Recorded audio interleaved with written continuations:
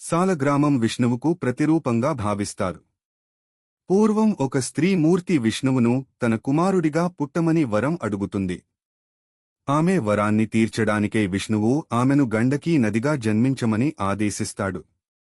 ఆయన ఆ గండకీ నదిలో సాలగ్రామ రూపంలో అవతరిస్తాడు. సాలగ్రామానికి, సాలగ్రామ పూజకు చాలా విశిష్టత ఉంది. సాలగ్రామ పూజ, ఆ పూజా ఫలం ఎంత విశిష్టమైనవో. సాలగ్రామ పూజకు పాటించాల్సిన నియమాలు పాటించకపోతే కలిగే నష్టం కూడా అలాగే ఉంటుంది. చాలా వరకు సాంప్రదాయ కుటుంబాలలో, వైష్ణవ సాంప్రదాయంలో సాలగ్రామ పూజకు ప్రాధాన్యత ఎక్కువగా ఉంటుంది. అంటూ ముట్టు కలవకుండా ప్రతిరోజూ పూజలు జరుగుతూ ఉండాలి. అందుకే సాలగ్రామాన్ని ఇంట్లో పెట్టుకునే విషయంలో పెద్దలు వారిస్తుంటారు. ఏమాత్రం తప్పులు జరిగినా వాటికి తగిన మూల్యం చెల్లించుకోవాల్సి ఉంటుంది. ఇంతకీ సాలగ్రామాన్ని ఇంట్లో పెట్టుకుంటే చేయకూడని పనులేంటో తెలుసుకుంటే, ఇంట్లో సాలగ్రామం ఉన్నట్టయితే ఆ ఇల్లు చాలా శుభ్రంగా ఉండాలి. ముఖ్యంగా దేవుడి గది చాలా శుభ్రంగా ఉండాలి.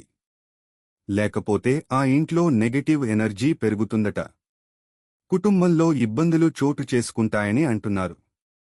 ఇంట్లో ఎట్టి పరిస్థితులలోనూ ఒకటి కంటే ఎక్కువ సాలగ్రామాలు ఉంచుకోకూడదు.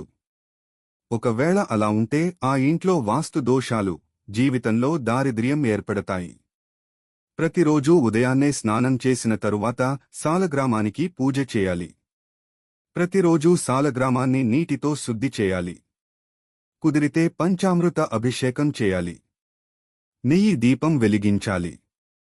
నెయ్యి దీపం రోజూ వెలిగించడం కుదరకపోతే సాధారణ దీపారాధన తప్పకుండా చేయాలి. సాలగ్రామ పూజ చేసేటప్పుడు విష్ణు గాయత్రి మంత్రాన్ని జపించడం మంచిది.